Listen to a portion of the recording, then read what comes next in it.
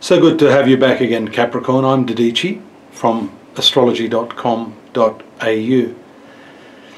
Now, spirituality is sometimes a very latent thing. I remember a teacher once telling me that once that seed has been sown, just like a seed in the field, you know, you don't see it for some time, but it is slowly but surely being worked upon by nature, being fed with all its nutrients, water, the earth, fertilizer, all that sort of thing. Likewise for you, with your ruling planet now at this stage of your life, moving through the 12th house of your horoscope. That is really a latent position. Many of you, especially because Capricorn is considered a very materialistic sign, it's actually more spiritual than you would think. People wrongly equate material life as being unspiritual, which is completely wrong. Some of the more evolved Capricorns, such as yourself, are actually in a much higher spiritual state. And could it be that not even worrying about what spiritual state you're in is itself a higher spiritual state? But anyhow, I digress a little bit there, because I wanted to talk about the fact that Mars now is also transiting through this particular position of the horoscope, and up until August, although Mars is a very different sort of energy to your ruler, Saturn, it's going to stimulate that growth and that awareness. It's going to, I guess, push you forward into practical action. So whereas before it may have been purely a work-related activity that you do, Mars is going to bring with it a sort of a more conscious drive to explore that area in your life. For some of you, this may be precipitated by some crises. The 12th house, especially where Mars and Saturn are coming into connection, can be injuries, health issues.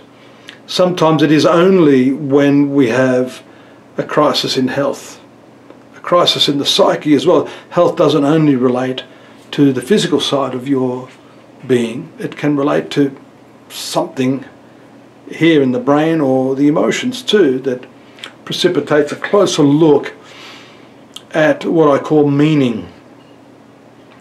Now, meaning is also very intimately connected to our thinking, and now you do have Neptune, the spiritual planet, in the 3rd house of thinking, Ketu, what we call the liberator, past karma point, in the 3rd house, and Venus, the 10th and 5th ruler. The fifth house, not well known to many astrologers, is the planet of initiation.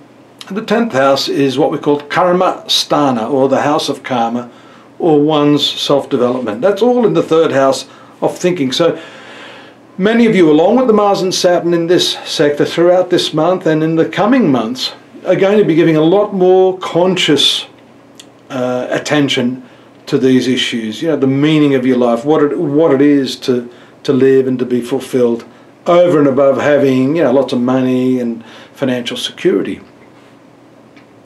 And this one too, on the 6th, that planet moves to your 4th house. That's a nice link between the triangular ruler and the angle. And when that happens, as it will after the 6th, which is a day before the new moon, also taking place there in your 4th house in the sign of Aries, the Sun, Mercury, and Uranus, along with Venus. This has to do with your inner fulfillment. Now, for some of you, depending on your grade of spiritual evolution, this could simply mean a really, really satisfying time at home, feeling good about where you live, the family, connections, that sort of thing. For those of you a little more evolved, this will drive you deeper into yourself with that inner understanding that that happiness comes from intimately connecting with your higher self, that spiritual quintessence of who you really are.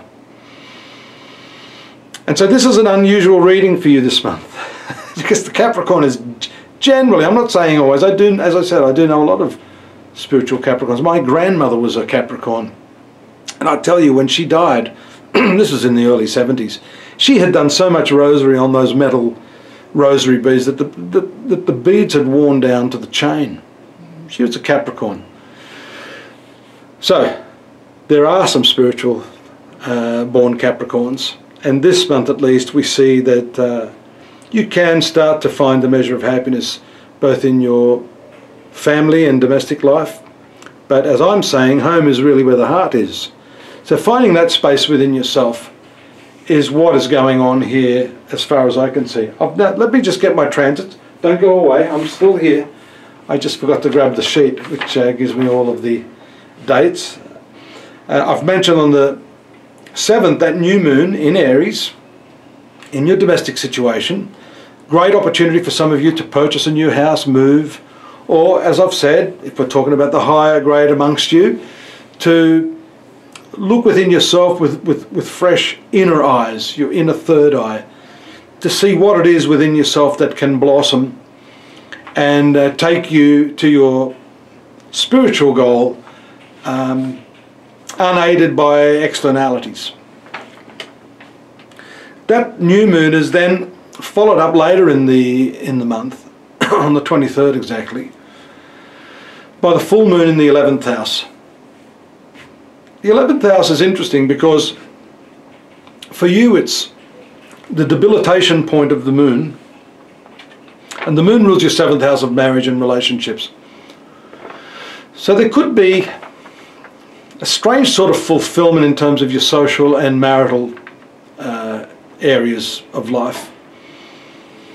I say sort of because the debilitation or the weakening of the moon by its placement in Scorpio could mean that it's not fully satisfying from within yourself. This could be a shared success. It could even be a success of someone else that you need to support. So you're not actually taking the glory for that. Be careful of envy, jealousy. Some of the very, very lower types of Capricorn-born individuals have that tendency. So, you need to rejoice in the success of your partner and those that you love. And that will come back to you, no doubt, as a form of good karma. And speaking of karma, you still have that north node, the north karma point, and Jupiter being amplified by that north node point in your 9th house of spirituality as well. So there's a strong flavour here of some really important breakthroughs for you in this coming month or two. As long as you're watchful with that Mars conjunction Saturn in your 12th house. As I've said the last few months, do take care of your health. Don't overdo things. It's also not a good idea to venture out of your normal comfort zone in terms of your locality. Long distance travel may not be the best sort of thing for you right now, and especially in the first 5 days of the month. There's a lessening of that negativity when Venus enters into that area on the 6th and the new moon takes place on the 7th. I'm hoping to have your company here again, as usual. For those of you that are new, and those of you who aren't, don't forget to stop in at astrology.com.au. We've got more information for you there, all free, unless of course you want to avail yourself of some of my personalised services, some of the other practitioners that are available as well.